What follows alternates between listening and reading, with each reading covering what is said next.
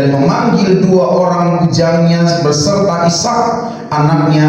Ia membelah juga kayu untuk korban bakaran itu, lalu berangkatlah ia dan pergi ke tempat yang dikatakan Allah kepadanya. Ketika Abraham melayangkan pandangnya, kelihatanlah kepadanya tempat itu dari jauh. Kata Abraham kepada kedua bujangnya itu, tinggallah kamu di sini dengan keledai ini. Aku beserta anak ini akan pergi ke sana. Kami akan sembahyang, sesudah itu kami kembali kepadamu.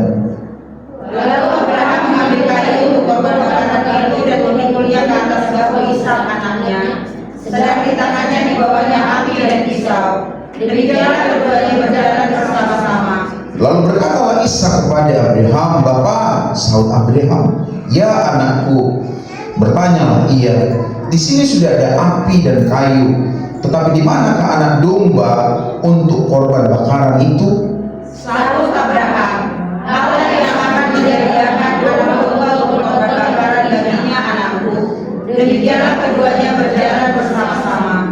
Sampailah mereka di tempat yang dikatakan Allah kepadanya.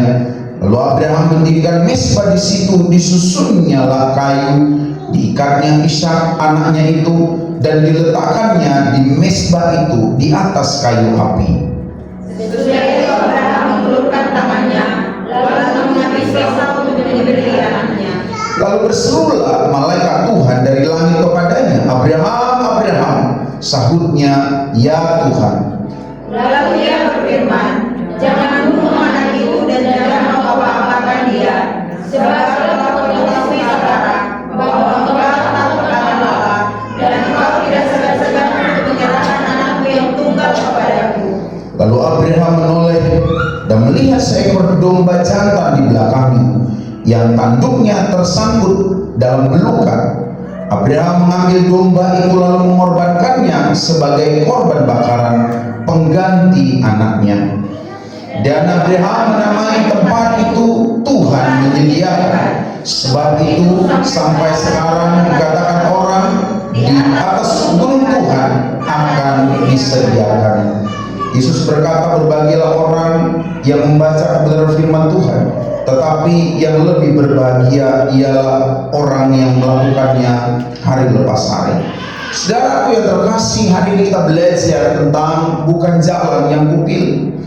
Setiap manusia itu dilahirkan punya hak untuk memilih mana yang menurutnya benar, bahkan ketika orang lain berkata bahwa itu tidak benar.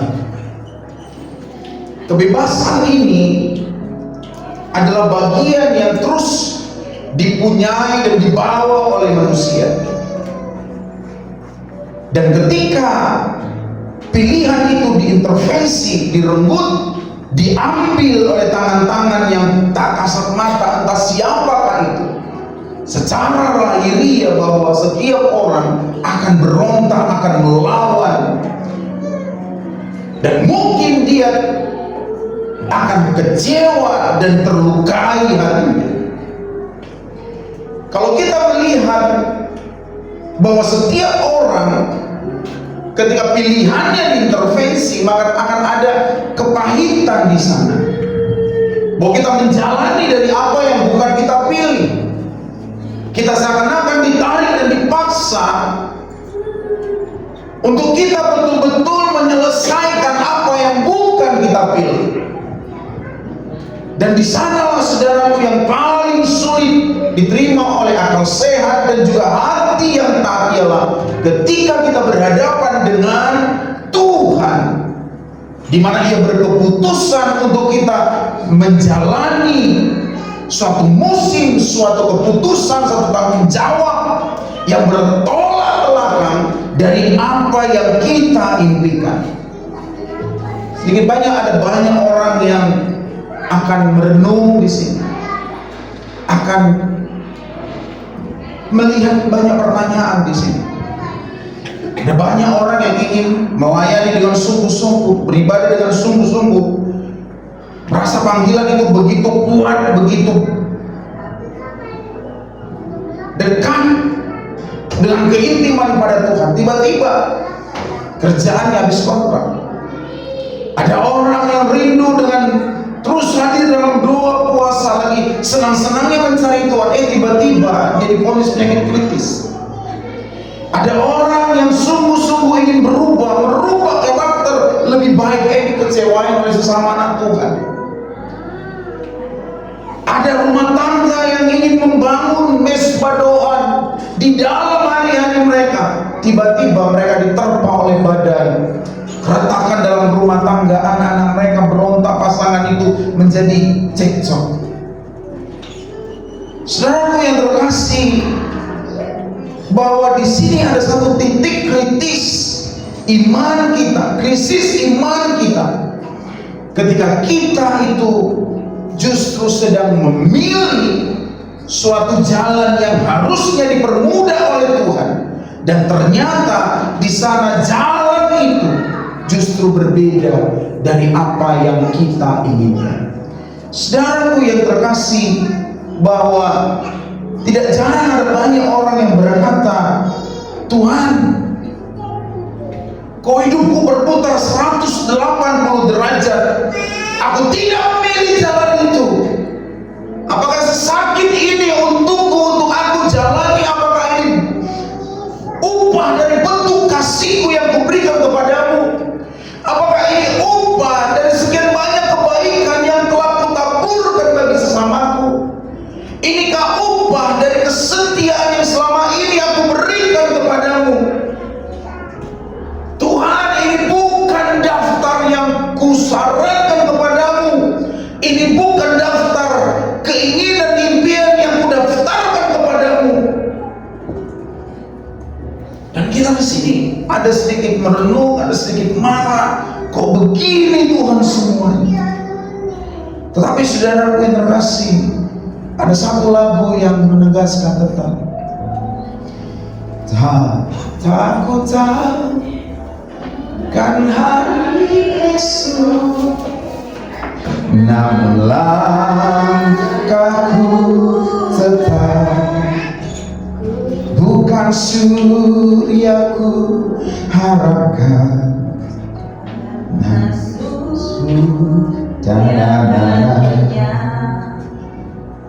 oh tiada ku gelisah, namun langkahku. Di situ ku berjalan serta Yesus.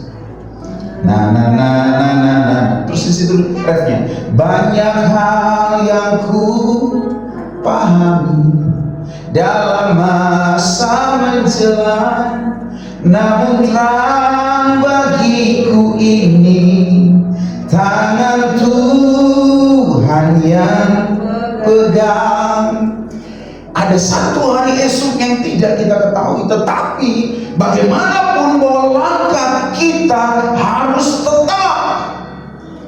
Dan di sini kita belajar dari satu figur tua yang seolah bahwa ini menghancurkan kehidupannya, di mana ketenangan yang sudah dia alami, kedamaian yang dia sudah alami, berkat atas finansial yang sudah dia alami, justru rencana Tuhan menghancurkan, seakan menghancurkan impian dan apa yang sudah direncanakan dalam kehidupannya, yaitu Abraham.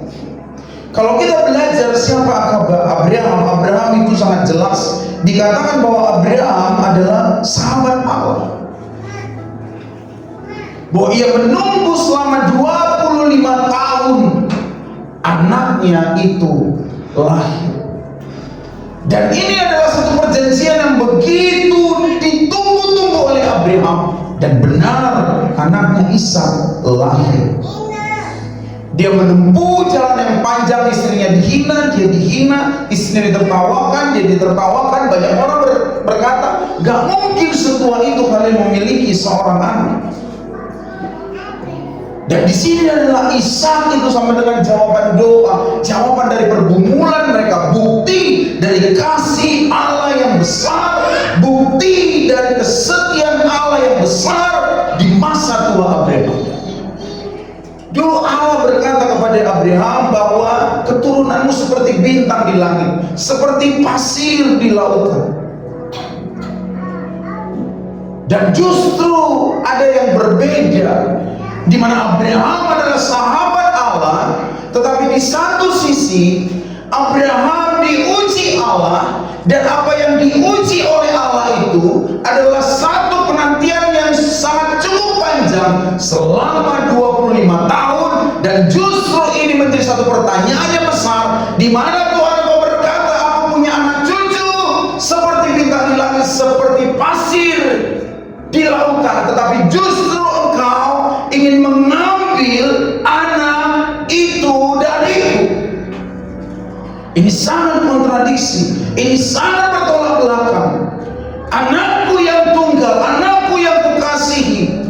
Dan Tuhan berkata, persembahkanlah itu. Abraham gak pilih itu, saudara. Dia pilih untuk apa yang dia jalani, untuk janji Tuhan. Aku punya anak cucu yang diberkati. Aku punya banyak anak cucu yang punya keluarga yang takut akan Tuhan. Tetapi Allah memiliki keputusan yang lain, dengan berkata, anakmu yang tunggal engkau kasih itu, persembahkanlah itu kepadaku. Kalau kita melihat respon Abraham, belajar kita dari Kejadian pasal yang ke-18 tentang Sodom dan Gomora. Di situ Abraham tawar menawar tentang Sodom dan Gomora. Ketika Allah berkata, Abraham, Sodom dan Gomora aku akan luluh lantahkan dengan api. Dan di sana Abraham bilang, Tuhan aku bertawar menawar denganmu. Dia bangun dan dia bilang, bagaimana Tuhan kalau 50 ada orang benar di sana, kalau ada 40 ada orang benar di sana, kalau ada 30 ada orang benar di sana, kalau ada 20 ada orang benar di sana, kalau ada 10 ada orang benar di sana. Bisakah Tuhan engkau hentikan hukuman atas Sodom dan Gomora? Tetapi saudara, dalam Kejadian pasal 22 ini, ketika Allah berkata, Abraham, persembahkanlah Ishak sebagai persembahan yang agung kepadaku. Dan Alkitab berkata, pagi-pagi benar Abraham bangun, dan dia tidak membuat suatu pertanyaan, mengapa Tuhan? Dan di sini kita belajar, saudaraku, ada banyak pilihan yang mungkin harus kita jalani dari kehendak Tuhan, yang tidak sesuai dengan kita mau, baik untuk hati kita, baik untuk fisik kita, baik untuk finansial kita, baik untuk keluarga kita, baik untuk sahabat-sahabat kita, baik untuk jemaat, baik untuk gereja kita. Tapi secara logika kita nggak bisa berhenti. Tetapi jalan yang sangat sulit, yang seperti Abraham bukan pilih bagi dirinya, disitulah dia bangkit dan bangun dan menuju kepada Gunung Moria pada arah yang dituntun oleh Tuhan. Kita belajar dari apa yang dilakukan oleh Abraham, respon Abraham, bahwa dia menunjukkan ketaatan yang radikal. Bahwa dia tidak tawar menawar dengan hal itu. Dia tidak banyak bertanya, dia tidak dapat menunda-nunda, karena ia bangun pagi. Bapak Abraham bukan hanya disebut di sini sebagai bapak orang beriman, tapi dia punya bapak yang ada anak kandungnya yang harus dia serahkan. Saudaraku,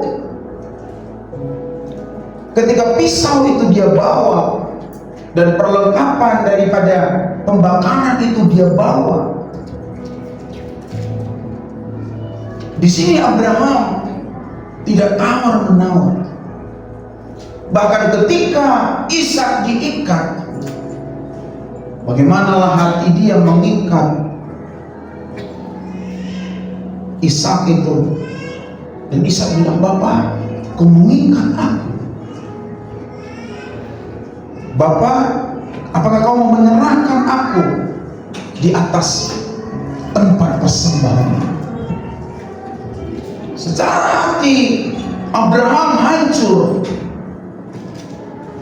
Tetapi saudara, bahwa ia memiliki ketaatan yang begitu radikal.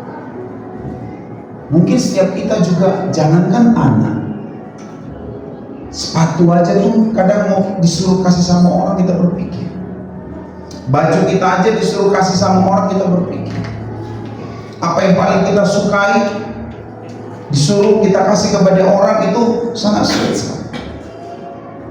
Apalagi sebagai seorang anak yang kita kasih, itu justru harus diserahkan. Pertanyaan Ishak, Bapak di mana domba itu? Sebari mereka berjalan ke atas, dia suruh daripada budaknya untuk menunggu di sana. Dan dia bilang, kami mau naik ke atas. Bapak di mana dombanya? Di mana dombanya, Bapak? Abraham tentu begitu banyak di kepalanya itu berpikir lihat, waduh gimana nih? Ini anak yang kusayangi. Si Sarah juga bersedih di sana di rumah. Gimana? Gimana sebagai seorang ibu yang melahirkan seorang anak, dia pasti udah nangis. Tapi mundur gak aku, mundur gak aku? Di situ pikir aku, mundur apa? Nggak betul ini. Gak segitunya juga kali ngikut Tuhan. Nggak betul itu, mana ada Tuhan yang benar itu. Sebelum saudara berpikir di zaman modern sekarang itu, Abraham sudah mengalami itu dulu. Gak segitunya juga kok ngikut Tuhan. Bebas-bebas kok ngikut Tuhan. Gak itu juga kok. Mana betul itu. Setiap orang itu punya cara berpikir liar untuk bisa menjawab dan memiliki jawaban yang untuk dia tidak taat untuk itu. Dan Paulus pernah mengingatkan dalam 2 Korintus 10 ayat 5 sampai 6 bahwa kami mengatakan setiap siasat orang, merubuhkan setiap kubu yang dibangun oleh keampuhan manusia untuk menentang pengenalan akan Allah. Kami menawan segala pikiran dan menaklukkannya kepada Kristus. Dan di sini ketika hal itu muncul, dan Abraham berkata, Allah pasti akan menyediakan. Karena kita saudara harus sering-sering seperti Abraham. Kita menawan pikiran kita. Abraham bapak orang beriman. Aku dengan levelnya itu, aku masih kira aja pun gak kena sama mereka. Dia itu udah di puncak kan, sedikit aja gak sanggup bisa disetarakan. Belum sanggup seperti Abraham. Tetapi apakah Abraham tidak lebih bijak dari kita? Dia lebih pintar dari kita, lebih wise dari kita. Dia langsung berbicara dengan Tuhan. Kita nggak ada langsung bicara dengan Tuhan. Langsung tiba-tiba Tuhan nunjukin sesuatu yang bebas sama kita. Hei anak, gitu lah. Paling kita dalam hati. Paling dia mengajari kita saat kita mengalami sesuatu. Ketika kita melihat sesuatu dan dia mengajari kita, membaca sesuatu, dia mengajari kita melalui Roh Kudus. Ketika kita itu melihat sesuatu, dia mengajari kita melalui Roh Kudus. Tetapi Abraham begitu dekat dengan Tuhan. Bisa saja Abraham bilang, Tuhan tolonglah, ini anak yang kukasih, ambil hartaku, ambil semua ternakku, ambil semua tanahku, ambil semua hasil kerjaku. Tetapi please, jangan yang satu ini Tuhan. Kalau sekarang banyak orang tua yang nggak bertanggung jawab, anaknya dibuang. Anak baru kecil, baru lahir, dibuangnya ke kali, dimasukkan di dalam bus. Tetapi Abraham menunjukkan bagaimana kasih itu harus betul-betul bertanggung jawab kepada ujung kepercayaan yang Tuhan berikan. Dan di sana Abraham bilang, ya Tuhan, aku percaya. Aku percaya. Dan ketika semakin Ishak bilang, di mana Bapak domba itu Bapak? Semakin pedih hati. Pisau sudah di tangan dia. Di mana Bapak domba itu Bapak? Makin sedih, makin hancur, makin dekat altar itu, makin dekatlah kematian daripada anaknya. Tetapi saudaraku yang terkasih, apa yang dilakukan oleh Abraham? Ketika Abraham ingin mengorbankan anaknya, malaikat bilang, jangan jatuhkan tanganmu atas anakmu. Tuhan tidak menghentikan di saat kita Abraham masih mau mempersembahkan anaknya dari rumah. Mungkin dia ceritakan sama Sarah gimana Tuhan meminta daripada Ishak. Bisa aja mereka bilang kita sepakat aja, kita doa puasa, kita minta di hadapan Tuhan. Bilang nggak betul, kalau ini nggak perlu kita tentang. Tapi di sini kesepakatan daripada suami istri itu penting dalam satu rumah. Jangan istri ke utara, suami ke selatan, timur, barat. Saudara, seperti Yesus bilang bahwa ya kita pasti hidup sama seperti orang-orang hidup. Kita pasti bekerja dan merencanakan sama seperti orang-orang bekerja dan merencanakan. Kita pasti makan dan minum sama seperti banyak orang makan dan minum. Tetapi kita tidak akan bisa melihat apa itu rencana Tuhan, yang betul-betul rencana Tuhan terhadap kita dan keturunan kita. Kalau kita tuh punya rumah, semua bisa punya rumah. Orang Buddha pun punya rumah, orang Islam pun punya rumah, orang penyembah berhala pun punya rumah. Kalau kita punya segala sesuatu, ya semua pun punya, saudara.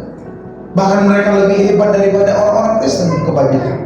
Pemimpin kita, presiden kita, justru orang yang bukan orang Kristen. Presiden dan wakil presiden kita orang Muslim. Jadi banyak di dunia ini yang kalau kita lihat itu tidak lahir dari kesepakatan, maka akan ada banyak pertanyaan-pertanyaan liar, keputusan-keputusan liar yang muncul dari rumah. Tetapi di sini kalau kita lihat Abraham dan Sarah, justru mungkin Sarah bilang, mana yang kebawa pisaunya? Pisau yang ini. Gimana tumpul ini? Kalau semakin tumpul, semakin sakit anak kita. Karena kalau dalam teori memotong, ya semakin tajam pisau itu baru cepat. Dia Abraham supaya makin cepat anak ini juga menikah. Itu sebabnya saudara, hal ini juga menjadi pertentangan. Untuk di zaman modern kok bisa ketaatan seperti ini yang dimiliki oleh Abraham. Tetapi justru di sini Tuhan melihat bahwa dia tidak menghentikan pisau untuk ia menyerahkan pada titik pasrahnya kepada Tuhan tentang anakku Ishak ini. Dengan kata lain, ketika Ishak ini mati, maka perjanjianmu Tuhan tentang aku punya keturunan seperti bintang di langit, seperti pasir di lautan, itu bakal menjadi sirna. Tapi sekalipun itu oleh karena kehendakmu aku lakukan. Tapi justru dia ketika ingin memotong anak, mempersembahkan anaknya, di situ Tuhan berkata, cukup Abraham, cukup. Aku telah melihat ketaatan. Aku telah menyediakan pengganti daripada Ishak. Tapi Abraham tidak dihentikan Tuhan ketika dia baru keluar rumah. Terus tiba-tiba Tuhan bilang, oh udah, aku hanya muji kau aja. Atau ketika dia dalam perjalanan, oh enggak, aku mau muji kau aja.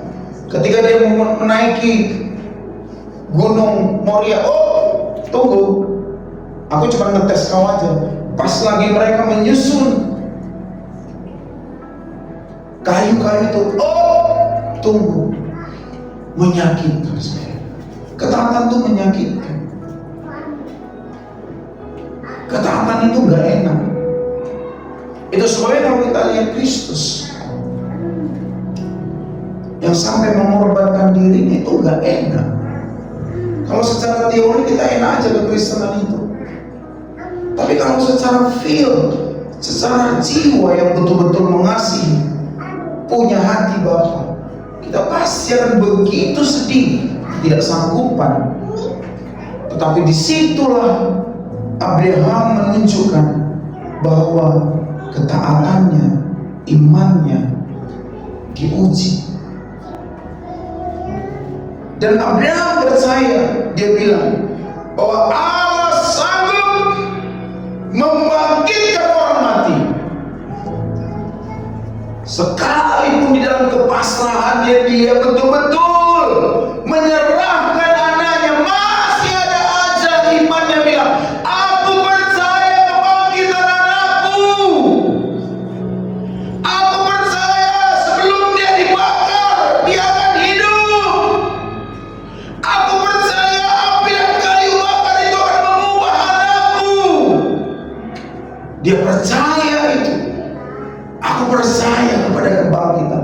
Aku percaya pada kebangkitan. Tetap dia usulkan dalam kepasrahannya kepada Tuhan. Tuhan, betul kau minta Ishak, aku kasih. Tapi aku pasti dan aku masih percaya engkau dapat membangkitkan orang mati. Dan ketika anakku sudah kau persembahkan, kau bangkitkanlah dia. Ya Tuhan, aku percaya kau bisa mengubah api, mengubah kayu ini menjadi berkat atas anakku. Aku percaya bahwa engkau akan menunjukkan kemuliaan atas anakku. Saudara, nggak mungkin kita tuh juga tidak punya alternatif usulan kepada Tuhan dengan kata-kata sekiranya Tuhan, sekiranya Tuhan, kalaupun Tuhan, andailah Tuhan, tolonglah Tuhan, seperti inilah Tuhan. Kita pasti dalam kehancuran kita, pasti kita punya alternatif untuk itu. Sebabnya Roma pasal yang keempat ayat 17-21 berkata, iman Abraham yang percaya bahwa Allah menghidupkan, dia bilang, engkau telah kutetapkan menjadi bapa dari banyak bangsa. Dikatakan Allah kepada dia percaya, yaitu Allah yang menghidupkan orang yang mati, yang menjadikan dengan firman-Nya yang tidak ada menjadi ada. Sebab sekalipun tidak ada dasar untuk berharap, namun Abraham berharap juga dan percaya bahwa ia tidak bimbang karena ketidakpercayaannya, malah ia diperkuat dalam iman dan ia memuliakan Allah dengan penuh keyakinan bahwa Allah berkuasa untuk melaksanakan apa yang telah ia janjikan. Dia terus berkata, engkau Allah dalam jiwanya, engkau Allah yang sanggup menghidupkan orang yang mati. Aku tahu Tuhan, kelahiran Ishak adalah berkat. Engkau memberikan dari rahim yang sudah mati, rahim Sarah. Tapi aku percaya juga Engkau akan menghidupkan anakku ketika ia sudah mati. Aku percaya Engkau Allah yang sanggup mengubah dari sesuatu yang mati menjadi hidup. Dan aku berpijak di dalam imanku sekalipun aku tidak punya dasar untuk itu. Tetapi aku Tuhan tetap berserah dan percaya kepadamu. Dan di sana saudaraku yang terkasih, dia menemukan suatu perjumpaan pengalaman yang sangat sulit untuk disamakan dengan banyak bapak-bapak orang beriman, yaitu ketika dia betul-betul menyerahkan Ishak pada suatu pilihan yang bukan dia pilih. Dan di sana Allah berkata, Abraham,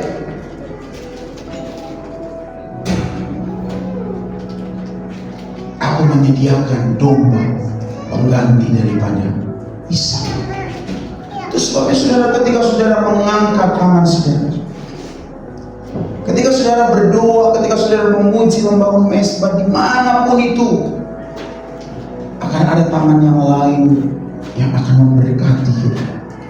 Akan ada tangan yang lain yang akan menyapa kita dan tidak akan melepaskan pegangan kita.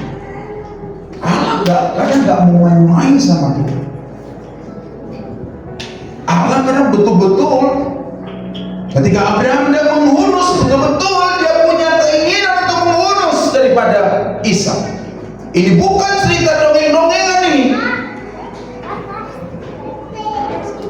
Tetapi ketika dia mau menghunus itu, di situ tangan Allah menyelamatkan dan memberikan mukjizat, dan dia menengadah ke samping, dan di situ ada domba jantan di belakangnya sebagai pengganti daripada Ishak.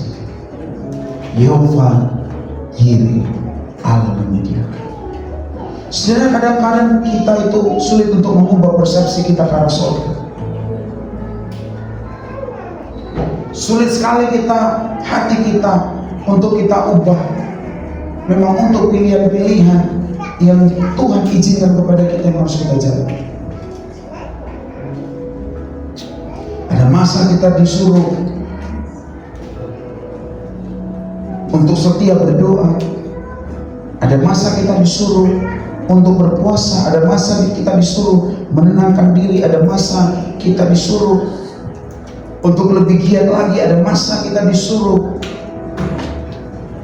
untuk memberi kepada Tuhan dari apa yang kadang gak nyambung, gak masuk akal dalam pikiran kita, yang dimana kita bisa berspekulatif, bisa kita memberikan argumentasi yang logis. Tetapi Tuhan tidak ingin menunjukkan, dan Abraham juga tidak ingin mengajarkan bahwa sesuatu yang kita imani itu kita anggap logis. Ada 3 hal yang kita harus pelajari dari ke-14 ayat ini. Yang pertama adalah percaya pada kedaulatan Tuhan, bukan pada logika kita. Di dalam kehidupan ini, saudara, ada kedaulatan Tuhan,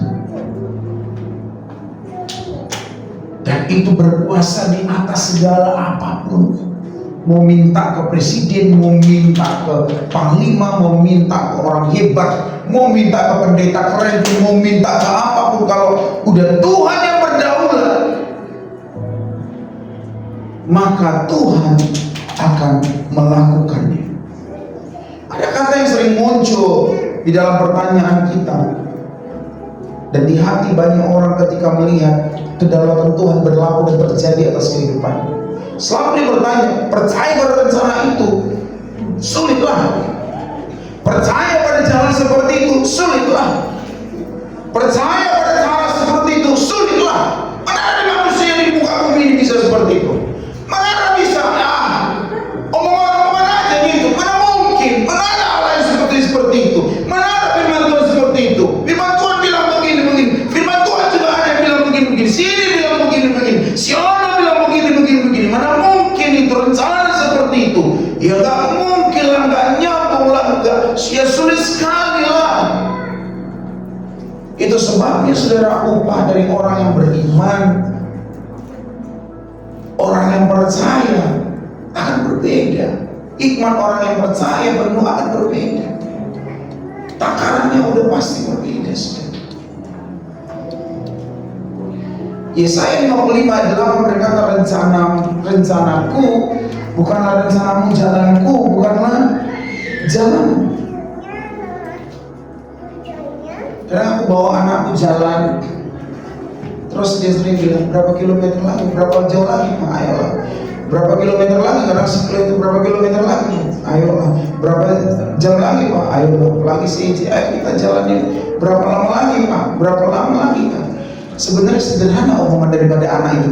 Berapa lama lagi, berapa jauh lagi, sampai jam berapa, lewat mana kita, Pak, sampai lama kali. Kadang itu, saudara, adalah pertanyaan-pertanyaan yang sering muncul. Kenapa kita harus percaya? Anak-anak aja yang sekecil itu masih bertanya kenapa dia harus percaya. Dan sampai seberapa jauh di sana jalan itu, sesulit apa akan sampai. Dan apakah ini melepas kendali apa tidak? Tapi Tuhan, saudara, tidak ingin supaya rencana daripada Allah itu sulit masuk ke dalam kehidupan kita. Rencana Allah sulit untuk kita terima. Itu sebabnya Roh Kudus menuntun kita. Roh Kudus mengajari kita supaya kita betul-betul memahami apa itu kehendak Allah. Setelah aku dia bilang, selidiki aku, lihat hatiku, apakah ku sungguh mengasihimu. Yesus, Kau yang Maha tahu dan melihat, menilai hidupku, tak ada yang tersembunyi bagimu.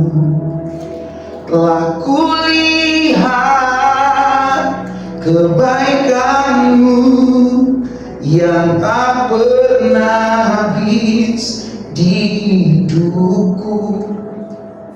Ku berjuang sampai akhirnya Kau dapati aku tetap setia. Percaya pada titik seperti ini itu gak mudah. Pasti kita tuh mengerti dulu baru percaya. Pasti dulu secara logika baru percaya. Tetapi ada satu musim, saudara. Memang segala sesuatu, mau tidak mau, kau harus percaya. Kau harus percaya pada itu. Dan di sana kita melepaskan seluruh kesombongan kita, seluruh keegoan kita, seluruh keakuan kita, dan bergeser untuk tetap berjalan dan melangkah, untuk tetap bergeser tanpa tuntutan apapun kepada Allah, dan melakukan apa yang baik, apa yang berkenan di hadapan Allah. Pasti banyak orang yang bilang kadang, berarti ini menyiksa kita dong Pak. Berarti ini tadi pagi awal Bapak bilang manusia itu ada kebebasan, ada pilihan. Tetapi kenapa pilihan kita diambil dan kita seakan-akan tidak bisa memilih, diintervensi, tersiksa dong aku Pak. Hancur dong aku Pak. Gak ada dong Pak kebebasanku. Aku punya free will. Ya, kau punya free will, kita punya free will. Tetapi ke-free-willan kita tidak mungkin bisa menguasai kedaulatan Tuhan. Tak mungkin ke-free-willan ini jadi melewati kemahakuasaan. Tak mungkin. Karena kita diciptakan. Sadari itu. Jadi jangan melebih-lebihkan free will seakan-akan di atas omnipoten, kemahakuasaan Allah, kemahatauan Allah, dan kemahaagungan. Dan Abraham sadar itu. Aku bisa melawan dan aku bisa bilang justru kepada Tuhan, Tuhan mulai hari ini kita putus hubungan. Aku tidak lagi ingin percaya kepada Tuhan yang seperti ini. Dia berpikir, aman kok, ternakku masih banyak. Aman kok, budakku masih banyak. Aman kok, hartaku masih banyak. Gak diberkati dia pun aku gak apa-apa. Yang penting aku masih punya banyak perbedaan. Kaya, aku orang kaya dia. Kaya, bisa jadi bilang begitu saja. Bisa aja bilang begitu. Gak apa-apa. Enggak. Banyak ala-ala kok. Banyak ala-ala. Kita putus. Gak masuk akal permintaan. Gak masuk akal prosesnya. Gak masuk akal. Tetapi Abraham menunjukkan bahwa dia paham kedaulatan Allah, dan dia duduk di sana, dan dia tenang di sana, dan dia tetap menjalani apa yang menjadi kedaulatan. Itu percaya sih. Makanya Ibrani pasal 11 yang pertama bahwa dasar iman itu adalah dasar dari segala sesuatu yang tidak kau lihat, belum kau lihat, tapi kau impikan. Sama seperti kita kan, kalau dalam proses seperti itu siapa sih enggak di sini enggak hancur hatinya, enggak berdoa terus gitu, Tuhan, aduh Tuhan udah 1 kilometer, jatuh jaraknya itu 10 kilometer mau lihat. Aduh Tuhan udah 1 kilometer, tinggal sekali. Udah 2 kilometer, aduh Tuhan udah 2 kilometer. Aduh Tuhan ada 5 kilometer. Aduh Tuhan udah sampai Moria. Pas sudah makin dekat dia, aduh Tuhan, gimana nih Tuhan? Makin dekat, makin hancur hatinya.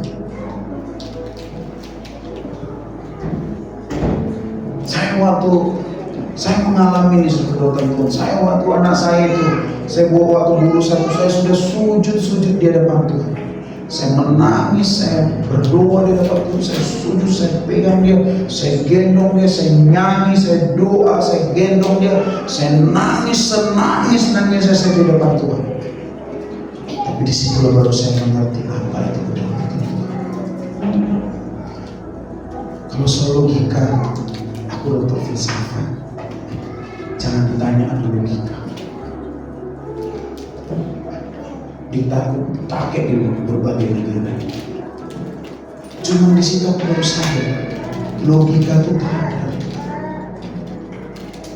Kadang kita pun udah kasih kata-kata apapun, udah doa, udah berserah.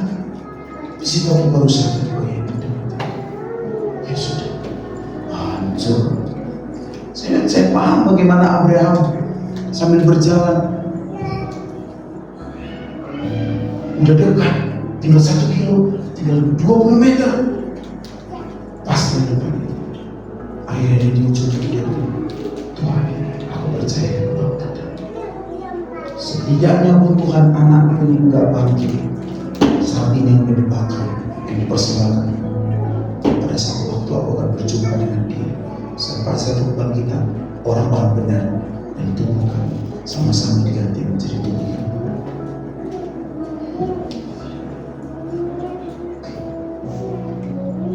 jalan yang tidak engkau pilih bukanlah bukti bahwa Tuhan itu sama, melainkan bukti bahwa Ia sedang menuntun ke tempat yang belum pernah engkau lihat.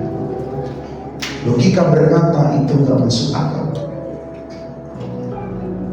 Iman berkata Tuhan tidak perlu masuk akalmu untuk tetap berdoa. Sampai 5-6 percayalah bahwa jalan kepada Tuhan Ia akan meluruskan langkah kita. Amin. Yang kedua saudara, taat demi langkah. Taatilah Allah langkah demi langkah, ikuti. Jangan suka lari dari kehendak Tuhan dan menyusun rencana kita masing-masing. Ada banyak alternatif kita untuk lari. Seperti Abraham tadi, aku punya tanah, aku punya ini, aku minta. Gak Tuhan seperti ini, kok gak masalah. Tapi masalahnya Tuhan bilang, yang kamu harus menjalani proses yang seperti ini, yang sesulit ini, yang menakutkan ini, yang mungkin menderita ini. Gimana? Di situ Abraham taat langkah demi langkah. Dia tahu perintah di dalam hatinya menuntut. Dia tahu Tuhan pasti akan berikan penghiburan kepadanya. Dia tahu seluruh jalan yang tak terlihat itu pada hari ini, pada hari depan pasti akan diwujudkan Tuhan. Dan dia langkah demi langkah. Aku percaya. Sama seperti kita mungkin ketika kita melihat ada keluarga kita yang mungkin udah mau mati, ada mungkin keluarga itu sesak-sesak, kita melihat ada orang yang kerasukan apa segala macam.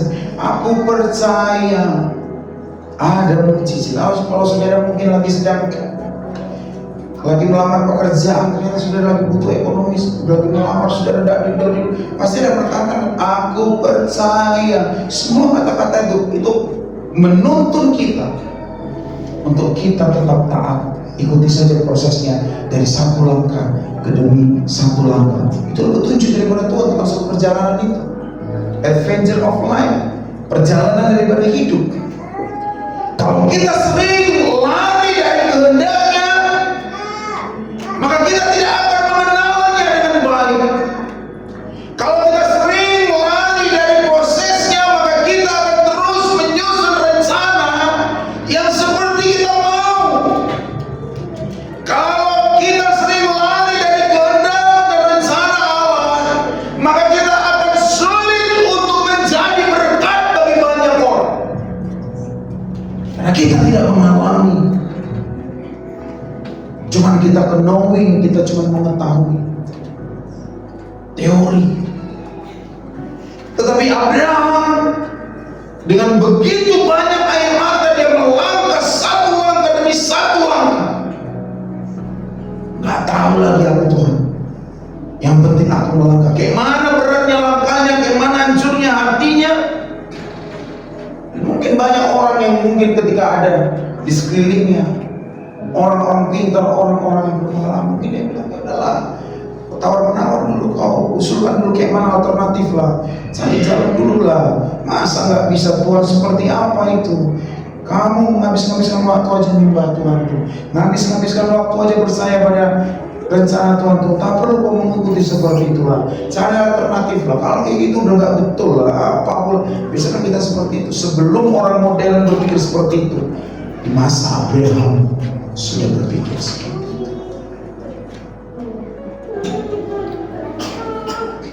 Sekarang orang paling susah untuk taat sebenarnya.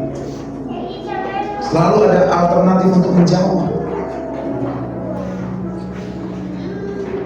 Selalu ada alasan untuk tidak tertuntut. Selalu ada banyak pilihan. Dua hati, dua rasa.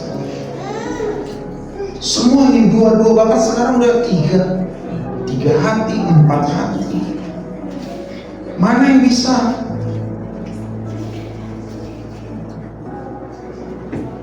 Melepaskan kita dari hal-hal yang sulit bagi kita.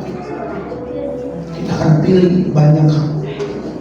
Tak perlu mau perasaan orang, tak perlu mau apa, perasaan suami, perasaan istri, perasaan sama jemaat, perasaan sama pelayan, perasaan gembala, perasaan gereja, enggak perlu.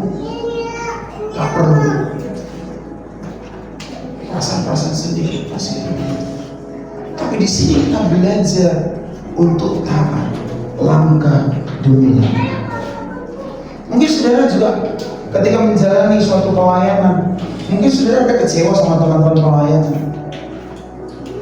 Tapi ya Tuhan bilang, ya kamu harus mengampuni dari satu langkah ke satu langkah. Mungkin juga kecewa ada sesama jemaat.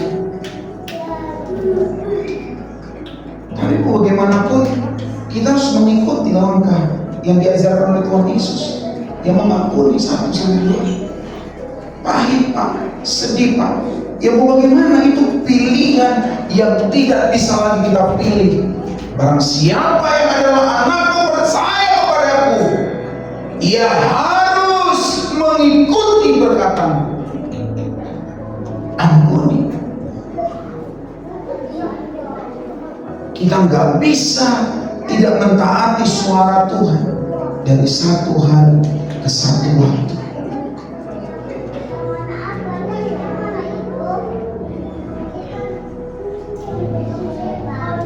Amin. Dan yang terakhir, saudara, lari dari rencana Tuhan tidak akan mengubah tujuan. Tuhan yang membuat perjalanan lebih panjang dan lebih menyulitkan dan lebih menyakitkan. Kita belajar dari si musuh. Dia punya pilihan, dia punya masa depan, dia punya hal-hal yang untuk melanjutkan rencana-rencananya. Tetapi Tuhan bilang, kalau itu bukan rencanaku, yang bagaimana lagi? Kalau memang kita ini sebagai pelayan Tuhan, hatinya disakiti terus, ya secara manusiawi ya nggak bisa. Tetapi percaya aja, Tuhan itu adil dalam segala hal. Kalau mungkin kau juga di tempat kerja disakiti, dikecewakan, dibully, percayalah Tuhan itu adil. Dia tidak pernah menutup mata, dia tidak pernah menutup telinga. Dia hanya tunggu waktu terbaik saja untuk menyelamatkan, mendidik, mengajari. Tapi kita tidak perlu mengambil suatu respon untuk tidak taat dan justru nggak mau melihat kehendak Tuhan. Apa yang tersedia di sana, apa yang tersedia di sana, apa yang tersedia di sana. Melalui ketaatan itu. Kalau satu lagu Batak ada yang bilang, Vita sai madalan Sai mardalanlah Ramarende tu sangguluki Olododo Dot maula Tuhutani Tuhan Sionauli. Mungkin dia juga lagi diejek-ejek ini sama seperti Sarah, sama seperti Abraham. Sarah itu gak ngomongin juga mama itu gak mungkin diam lah melihat Sarah yang mempersembahkan Ishak. Pasti dibully juga. Apa orang tua apa, mama apa. Kalau zaman sekarang kan pasti begitu, nggak jelas apa segala macam. Tapi dia beta sai mardalan lah Ramarende ende tu sambuluki Olododo Duhut maula Tuhutani Tuhan Sionauli. Udahlah yuk Sa, gimana kok ada domba, udah ayolah sisa. Tidak punya alternatif untuk berbalik, dia harus selesaikan misinya sampai di ujung itu. Apa yang sedang ingin dikerjakan Tuhan terhadap dia. Dan yang paling terakhir, pastikan kamu berserah dan ucapkan syukur dalam proses. 3 hari perjalanan berat.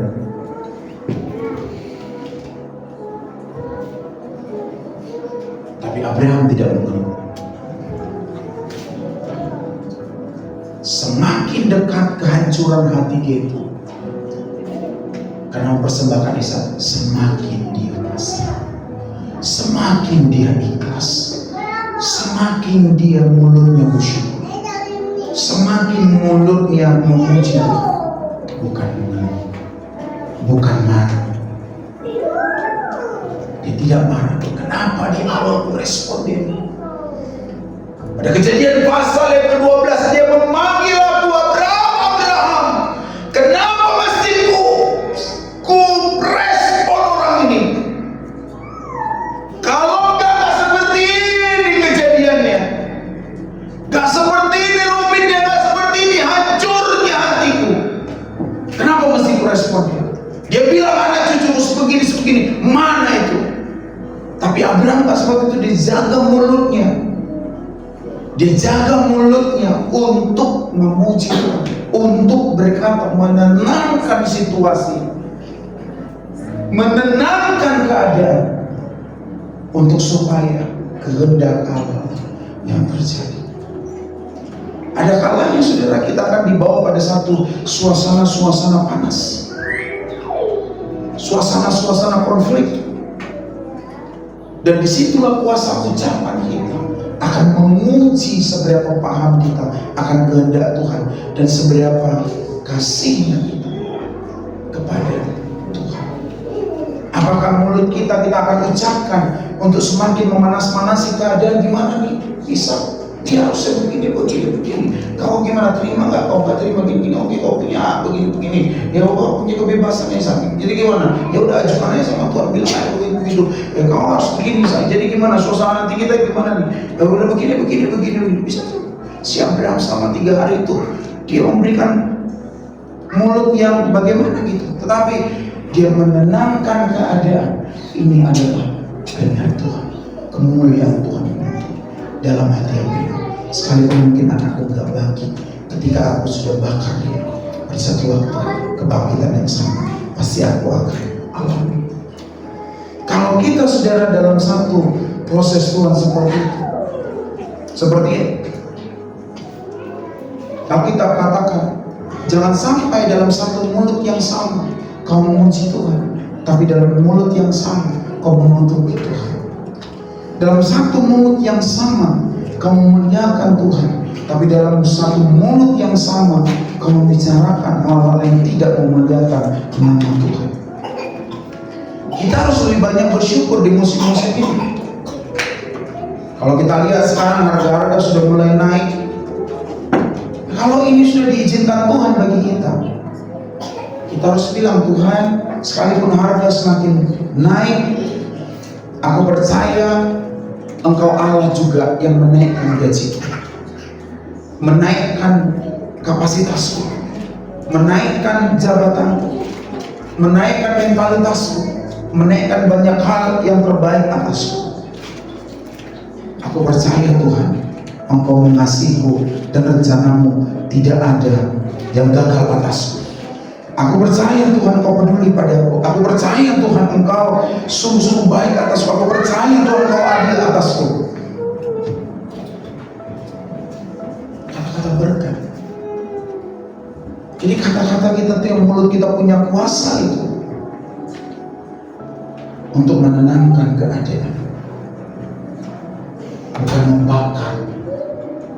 Kata-kata kita yang penuh kuasa itu untuk menyejukkan, untuk memastikan seperti apa yang pada Isa, rencana Allah pasti sungguh-sungguh terjadi.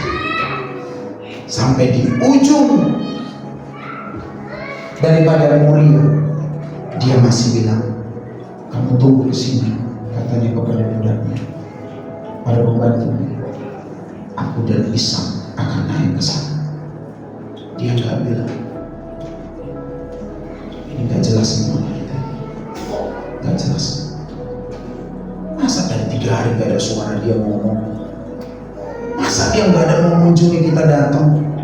Udah 3 hari masa dia nggak ada? Tak kasih cahaya kek, kasih tanda apa kek, tanda apa kek, tanda apa kek, kasih kek apa kek? Udah 3 hari, Allah seperti apa itu?